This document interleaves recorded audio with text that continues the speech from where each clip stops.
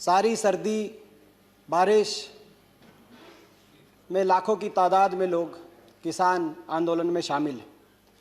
इस दौरान 11 राउंड बातचीत के सरकार और किसान के बीच बेनतीजा बातचीत के 11 राउंड हुए। फिर भी आज जो स्थिति है, टिकरी बॉर्डर पे पहली ट्रैक्टर ट्रॉली से आखिरी ट्रैक्टर ट्रॉली तक 4-5 लेन 17 किलोमीटर लंबा धरना। सिंगू बॉर्डर पे पहली ट्रैक्टर ट्रॉली से आखिरी ट्रैक्टर ट्रॉली तक 21 किलोमीटर लंबा धरना। अलग अलग गाजीपुर बॉर्डर पे बाकी जगह कई लाख लोग आज भी इन धरना स्थलों पर विश्वास रखे, अपने मन में शांति और संयम से बैठे। पिछले इन 72 दिन में इन धरनों स्थलों से 194 किसानों के शव, जिन्होंने अपनी जान कुर्बान कर दी, शहादत दे दी, अपने अपने गांव में वापस लौटे। ये वो लिस्ट है। कोई पूछ रहा था कि कौन है, गांव का नाम है, परिवार का नाम है, उनका कौन सा भाई चीन की सीमा पे तैनात है, कौन सा भाई पाकिस्तान की सेना पे तैनात है, उनके नाम मैं रखना चाहता हूं। मैं इसको सभा पटल पे रखना चाहूंगा। यमुनानगर के स्वर्गीय रणदीप सिंह गुंदियाना गांव के, गड्डी गुजरान करनाल के स्वर्गीय राजेश चहल, जिसका भाई आज भी लद्दाख में तैनात है। पाई के स्वर्गीय अजय ढुल, बड़ौदा गांव के भाई स्वर्गीय भाई अजय कुंडू, जिनके मैं घर गया, लगभग इनके परिवारों से मिलने गया, जिनके घर पे एक उनकी विधवा और 3 बच्चे। विधवा इतनी पढ़ी लिखी भी नहीं है, कोई नौकरी कर पाएगी। 3 लड़कियां हैं, तीनों अभी स्कूल में अनमैरिड हैं। कैसे उनकी शादी होगी, कैसी व्यवस्था होगी? बेटी बचाओ बेटी पढ़ाओ का नारा देने वाली सरकार, उनकी बेटियों को कौन बचाएगा, कौन पढ़ाएगा? सैकड़ों जान चली गई, मगर सरकार के मुंह से संवेदना का एक अक्षर नहीं निकला। आज मैं देख रहा था कि मैंने सभी भाजपा की तरफ से जो लोग बोले, उनके वक्तव्य को ध्यान से सुना। इन 194 परिवारों के लिए कोई संवेदना के शब्द की बात तो दूर की बात है, जिक्र तक नहीं हुआ। ज्योतिरादित्य सिंधिया जी बोल रहे थे, 15 साल तक मेरे साथ लोकसभा में थे। उन्होंने एक किसान का जरूर जिक्र किया 26 जनवरी को, जिसने अपनी जान गंवाई। प्रचंड बहुमत का अहंकार भी दिखाई दिया, कहा कि लोग हमारे साथ हैं। मगर इन इलाकों के अंदर जनता का विश्वास ये सरकार खो चुकी है। इसका अंदाजा इस बात से लगाया जा सकता है कि हरियाणा में मुख्यमंत्री अपने गृह क्षेत्र में या उप मुख्यमंत्री अपने गृह क्षेत्र में को कार्यक्रम भी नहीं कर पाएंगे, ना कर पा रहे। उपचुनाव के बाद उपचुनाव हरियाणा के अंदर सरकार को हार का मुंह देखना पड़ रहा है, जबकि 4 साल सरकार के बाकी हैं। जनता का विश्वास कितना इस सरकार के पास है? मैं सभापति महोदय कहना चाहता हूं, ये जो धरने टिकरी बॉर्डर पे, सिंगू बॉर्डर पे, ये मेरा गृह क्षेत्र है। मैं वहीं से आया हूं, मैं इन धरनों पे गया हूं। एक एक ट्रॉली के अंदर झांक के मैंने किसान से बात करी है। मैं इन घरों में गया हूं। मुझे आपका संरक्षण चाहिए। मैं सदन के बीच में सच्चाई रखना चाहता हूं, केवल सच्चाई रखना चाहता हूं। ये स्थिति में हम कैसे पहुंचे? 5 जून 2020 को कोरोना आपदा के बीच में अध्यादेश जिनकी आवश्यकता तब होती है जब इमरजेंसी सिचुएशन हो, जैसे अभी कहा डेरेक ओब्रायन जी ने। सामान्यतः सदन, दोनों हाउस कोई भी किसी भी बिल को पास करते हैं, राष्ट्रपति जी हस्ताक्षर करते हैं और एक्ट बनता है।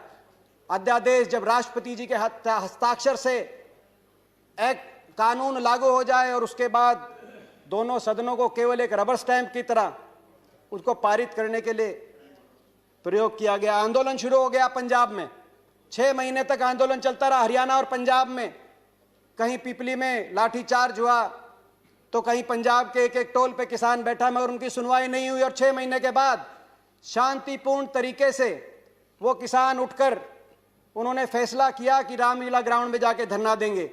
आज कुछ लोग पूछते हैं कि यातायात की इतनी परेशानी हो रही है, बॉर्डर्स पे बैठे हैं। ये बॉर्डर्स पे बैठने नहीं चले थे, ये रामलीला ग्राउंड वही रामलीला ग्राउंड जहां सभी राजनीतिक दलों को अधिकार है, जहां देश की सरकार के विरोध में बड़े बड़े आंदोलनों की गवाही वो रामलीला ग्राउंड देता है। जयप्रकाश नारायण आंदोलन से लेकर अन्ना आंदोलन तक वहां बैठ के धरना देने के लिए आना चाहते थे। शांति प्रिय तरीके से चले। हरियाणा की सीमा में जैसे ही आए, कोई प्रोवोकेशन नहीं था। हरियाणा की सरकार ने हमलावर हो गई। हरियाणा की सरकार सोचा था, उस समय किसान केवल शांति से जा रहे थे, सोचा था रोक लेंगे, मगर ये वही खून है जो देश की सीमा पर दुश्मन की गोली और गोलों के सामने छाती अड़ाए खड़े हैं, उनसे पीछे नहीं हटते। सरकार की लाठियों से, आंसू गैस से और वाटर कैनन से पीछे नहीं हटने वाले थे। चलते बढ़ते गए, दिल्ली की सीमा पे आए। 25 नवंबर को दिल्ली की सीमा पे पहुंचे। वहां पर देश की राजधानी की सीमा सील कर दी गई और वहां से धरना शुरू हुआ। उसके बाद सारी सर्दी बातचीत पे बातचीत, तारीख पे तारीख, बेनतीजा बातचीत। और आखिरी दौर में भी जब 11वां राउंड हुआ तो सरकार ने बातचीत एक तरफा अपनी तरफ से बंद करी और अपमानित करके 5 घंटे तक बैठे रहे सारे किसान संगठनों के प्रतिनिधि। और 5 घंटे के बाद उनको बताया गया टेलीफोन पे कि सरकार की तरफ से बातचीत समाप्त हो चुकी है। उसके बाद उठ के गए। 26 जनवरी की घटना का जिक्र हुआ। 26 जनवरी को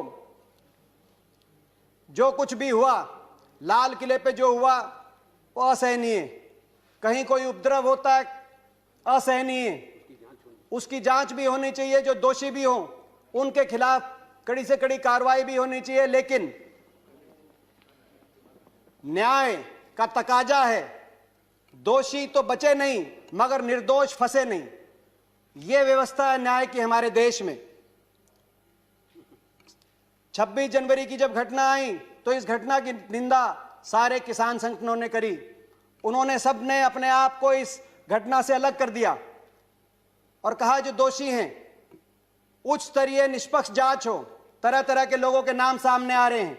कई लोग कुछ राजनीतिक दल से संबंधित भी हैं, कई लोग कईयों के इलेक्शन एजेंट भी रहे हैं, मगर मैं आज उस विषय में नहीं जाना चाहता। उनके नाम सामने आ रहे हैं, सारे तथ्य सामने आए, दोषियों के खिलाफ सजा हो। सारे किसान संगठनों ने कहा उनकी बात पे यकीन किया जाना चाहिए।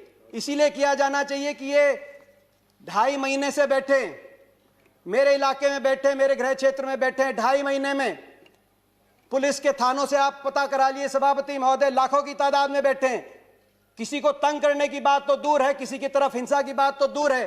किसी एक रेडी वाले से एक मूंगफली और एक केला भी अगर किसी ने छीना हो, इन किसानों ने किया हो, एक कंप्लेंट पुलिस में आई हो, या 26 जनवरी को भी किसी दिल्ली के थाने में एक कोई दुकानदार, एक कोई रेडी वाला पहुंचा हो कि ये मूंगफली भी ली है किसी ने, वहां जाके आप पता करिए। लोग कहेंगे कि किसान ने अपना भी हमारे साथ, अपने साथ साथ हमारा भी भोजन का इंतजाम यहाँ पे जहाँ पे बैठे हैं उन्होंने किया है। इनकी बात पे इसीलिए भी यकीन किया जाना चाहिए कि इन धरनों से 200 लाशें, लगभग 194 लाशें जब वापस गई, आदमी विचलित हो जाता है, उत्तेजित हो जाता है। गुलाम नबी आजाद साहब ने बड़े बड़े किसान आंदोलनों की याद दिलाई इस सदन को और कहा कि हर आंदोलन में सरकार झुकी थी, चाहे ब्रिटानिया सरकार हो या आजाद भारत की सरकार। और यह आंदोलन इसलिए अलग है क्योंकि सरकार झुक नहीं रही। एक और वजह से आंदोलन अलग है, चाहे वो पगड़ी समाल जट्टा आंदोलन हो 1905 का, चाहे वो चंपारण सत्याग्रह हो, चाहे वो बरदौली का आंदोलन हो गुजरात का। किसी आंदोलन में इतने किसानों ने अपनी जान कुर्बान नहीं करी जितने इस आंदोलन में किसान कर। मगर ये विचलित नहीं हुए, लाशें इन धरनों से अपने अपने गांव में जाती रही, विचलित नहीं हुए, शांति से संयम से बैठे रहे। इनकी नीयत का अंदाजा उससे लगाना चाहिए देश को। न्याय का तकाजा था, दोषी बचे नहीं और निर्दोष फंसे नहीं। लेकिन क्या हुआ इस घटना के बाद? इस घटना के बाद निर्दोष लोगों पर को निशाना बनाया गया। झूठे मुकदमे किसान पर, पत्रकारों पर। किसान आंदोलन को बदनाम करने के लिए मीडिया का एक तबका साजिशें और षड्यंत्र बड़े बड़े रचे जाने लगे। किसान की आवाज को कुचलने के लिए प्रचार तंत्र हमलावर हो गया, प्रचार तंत्र झोंक दिया गया। प्रजातंत्र नहीं, प्रचार तंत्र। आज ये प्रजातंत्र नहीं है, प्रचार तंत्र है। प्रचार से, प्रचार के लिए, प्रचार द्वारा प्रचार तंत्र। देशद्रोही बताया गया जो इन धरनों में बैठे हैं, देशद्रोही बताया गया। कहा कि आतंकवादी हैं, चीन पाकिस्तान से फंडेड हैं, गद्दार हैं। मैं पूछना चाहता हूं, जो बाप यहां बैठा है जिसको गद्दार बताया जा रहा है, देशद्रोही बताया जा रहा है, उसका बेटा चीन की सीमा पे तैनात है। अगर वो गद्दार है तो वो उसका बेटा क्या है? मैं सदन से पूछना चाहता हूं। मैं माननीय रक्षा मंत्री से पूछना चाहता हूं, ये जो दिल्ली के आसपास का इलाका है, हरियाणा, पंजाब, पश्चिमी उत्तर प्रदेश, राजस्थान, जय जवान जय किसान को चरितार्थ करती हुई भूमि, मुझे गर्व है। मैं इस भूमि का एक बेटा हूं, मैं किसान का बेटा हूं। ये भूमि, ये वही भूमि है। मैं केवल हरियाणा की बात करूं, हर 10वां सैनिक फौज का आज भी हरियाणा से। 20% हमारे खाद्य भंडार, आज हरियाणा का किसान मेहनत करके 20% खाद्य भंडार भरने का काम करता है। देश के लिए 40% मेडल, चाहे ओलंपिक हो, कॉमनवेल्थ हो, एशियाई खेलों में हरियाणा के खिलाड़ी लाने का काम करते हैं। जब ओलंपिक में और एशियाई खेलों में उस किसान का बेटा देश का झंडा ऊंचा करे, उस किसान का बेटा जब सीमाओं से तिरंगे में लिपट के शहादत देकर वापस आए, आज उस किसान को तिरंगे के ऊपर उपदेश दिए जा रहे हैं। मैं पूछना चाहता हूं, उससे ज्यादा कौन देशभक्त हो सकता है? मैं पिछले हफ्ते बताऊं, मैं अपने इलाके की बताना चाहता हूं, इस इलाके के बारे में। मैं पिछले हफ्ते में मेरे क्षेत्र में, मेरे गृह क्षेत्र में 3 डेड बॉडी आई, एक अरुणाचल से, एक लद्दाख से। सिवाना गांव बेरी के अंदर बीएसएफ के जवान शहीद सचिन, गांव जूडी कोसली के अंदर शहीद दीपक कुमार यादव, और खरखड़ा गांव के अंदर शहीद कैप्टन जगतार सिंह। 3 बॉडीज वापस आई, 3 बॉडीज देश की सीमाओं से वापस आई, शहादत दिए। और 1 दर्जन किसानों की, उनके परिजनों की डेड बॉडी दिल्ली की सीमाओं से उन्हीं गांव में वापस गई। मगर दुर्भाग्य यह है उसी जवान को, उस जवान और उस किसान को आमने सामने खड़ा कर दिया गया है। उनके बीच में कंक्रीट की दीवार और कीलें लगा दी गई हैं। मैं कहना चाहता हूं सरकार से, दिल्ली की सीमा पर लगी हुई ये कीलें लोकतांत्रिक मूल्यों के ताबूत में सियासत की कीलों के रूप में आपने लगाई हैं। मगर यह भी मैं बोलना चाहता हूं, आपसे हृदय से बोलना चाहता हूं, लाठी तंत्र कभी लोकतंत्र को नहीं हरा सकता। देश का अन्नदाता कभी धनाढ्य और उद्योगपतियों का गुलाम नहीं बन सकता। इन नफरत की कीलों को किसान, इन नफरत के कीलों को जो उगाया है सरकार ने, नफरत की कीलों की जो खेती की है, इसकी भी कटाई किसान अपने प्यार की दराती से करना जानता है। इस सब के बाद भी सच आएगा। सच में ताकत है, सच आएगा। इंटरनेट, आज मेरे पूरे इलाके के अंदर इंटरनेट बंद है।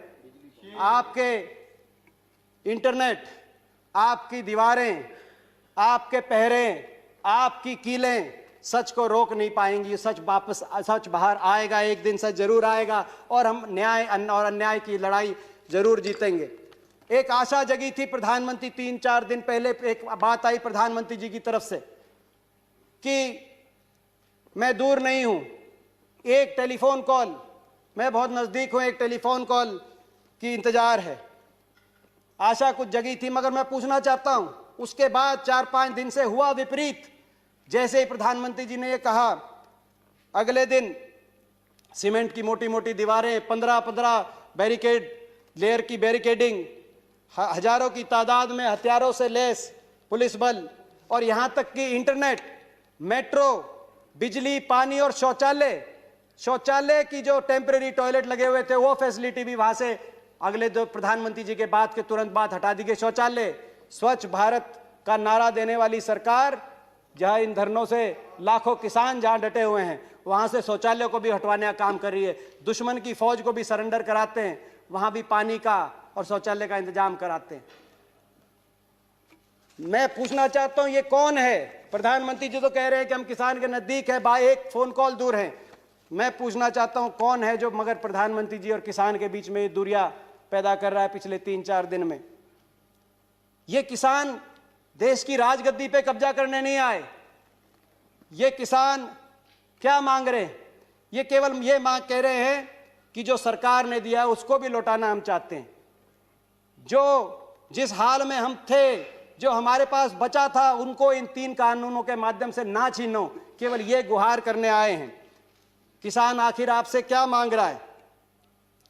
एमएसपी को बचाने की और उसको मजबूत करने की लड़ाई किसान लड़ रहा है। वही एमएसपी जो संविधान सभा में 1948 में सबसे पहले मेरे स्वर्गीय दादाजी चौधरी रणबीर सिंह जी ने जिसकी मांग करी थी कि किसान को न्यूनतम समर्थन मूल्य उसकी फसल पे देना पड़ेगा, किसान को बचाना है, तो उस एमएसपी को मजबूत करने, उस एमएसपी को बचाने के लिए किसान लड़ाई लड़ रहा है। उस एपीएमसी और उस मंडी व्यवस्था को बचाने के लिए किसान लड़ रहा है जो चौधरी छोटू राम ने 1938 में ज्वाइंट पंजाब, पेशावर से पंजाब तक, पेशावर से पलवल तक जब एक राज्य था, उस समय जब मंडी व्यवस्था बनी थी, उस मंडी व्यवस्था को मजबूत करने के लिए किसान लड़ाई लड़ रहा है। उस उपभोक्ता को बचाने के भी लिए लड़ाई लड़ रहा है जो एसेंशियल कमोडिटी एक्ट से जो भंडारण, असीमित भंडारण। माननीय दीपेंद्र जी कंक्लूड करिए, आपका समय हो गया, ऑलरेडी समय अधिक हो गया। हाँ, समय अधिक हो गया। तो उस उपभोक्ता को बचाने के लिए भी लड़ाई लड़ रहा है। जो उपभोक्ता, जो असीमित भंडारण, जमाखोरी की छूट के बाद किसान कह रहा है कि मुझसे अगर आप सस्ते में खरीद कर उसको भंडारण करके और उपभोक्ता को बहुत महंगे में बेचेंगे तो जो मुनाफाखोरी होगी उससे उपभोक्ता को भी बचाना है। उस उपभोक्ता के लिए भी किसान लड़ाई लड़ रहा है। किसान ये लड़ाई लड़ रहा है। आज किसान इनके साथ साथ अपने स्वाभिमान, अपने आत्मसम्मान की भी लड़ाई लड़ रहा है। मैं सदन के माध्यम से इस सरकार से एक किसान के बेटे होने के नाते हाथ जोड़ के मैं कहना चाहता हूं, स्थिति की गंभीरता समझें। अपनी प्रजा की बात मानने से कोई शासक छोटा नहीं होता। अपनी प्रजा की बात मानने से कोई सरकार, किसी सरकार की हार नहीं होती। किसान की बात समझे, किसान के इन 3 कानूनों को वापस ले सरकार। किसान के ऊपर झूठे मुकदमे जो बने, उन मुकदमों को सरकार वापस ले और बड़ा दिल दिखाए। मैं कंक्लूड करता हूं अभी। उन मुकदमों को भी वापस ले, सरकार बड़ा दिल दिखाए। सरकार को बड़ा दिल दिखाना पड़ेगा ताकि देशभक्त किसान के दिल में कोई अविश्वास पैदा ना हो, कोई अविश्वास पैदा होने की गुंजाइश ना हो। मैं इसके साथ साथ ये भी कहना चाहता हूं, जिस तरीके से इस आंदोलन को बदनाम करने के रंग दिए गए, मैं एक उदाहरण देके प्लीज एक उदाहरण देके मैं अपनी बात खत्म कर रहा हूं। मेरी पार्टी का टाइम, एक उदाहरण देके अपनी बात खत्म कर रहा हूं। एक अखबार में आज एक अखबार में बात छपी, दैनिक भास्कर अखबार में। अंदाजा लगाएं आप कि कौन बैठे हैं। मुझसे पूछा गया अभी कि कौन बैठे हैं यहां पर। कहा गया बीजेपी की तरफ से। फिक्र, बड़ौदा के 78 साल के पति का हाल जानने आंदोलन में पहुंची रामरती। 54 दिन के बाद पति को देखकर छलके आंसू। बोली, बालका के बाबू तू ठीक से? 54 दिन। मैं सरकार को कहना चाहता हूं, किसानों की बात माने हाथ जोड़कर, और आत्ममंथन भी करे सरकार। यह आत्ममंथन का भी समय है सरकार का। आप आत्मनिर्भर की बात कर रहे हैं। अभी बोल रहे थे कि भाई किसान के लिए क्या किया। ये वही किसान है। आजादी के समय 30 करोड़ का पेट पालने के लिए बाहर से आपको लाना पड़ता था ना, आज 135 करोड़ देश का पेट पालने का काम। सभापति मुझे आखिरी वाक्य, 135 करोड़ देश का पेट पालने का काम सरकार, ये किसान करते हैं और फिर भी एक्सपोर्ट की गुंजाइश रखते हैं। आत्मनिर्भर इन्होंने बनाया है। आत्मनिर्भर बनाने की आप बात करते हो। मैं चेतावनी देके आपको अपनी बात समाप्त करता हूं। आत्ममुग्ध सरकारें, भूपेंद्र जी आप तो हिंदी के ज्ञाता हैं, आत्ममुग्ध सरकारें आत्मनिर्भर भारत का निर्माण नहीं कर सकती है। चेतावनी मैं देना चाहता धन्यवाद, हूं और धन्यवाद, एक वाक्य के धन्यवाद, साथ अपनी बात धन्यवाद। खत्म करता हूं। जय जय जवान, जय किसान, जय हिंदुस्तान। धन्यवाद दीपेंद्र जी। Honourable Shri Vinay Viswam ji. Tomorrow, sir. Tomorrow. Please continue. No, sir. No, sir. Please No, continue. no. You have From- 5 minutes. No, You no, speak I- today, from your- then tomorrow. Okay, then okay. Yes.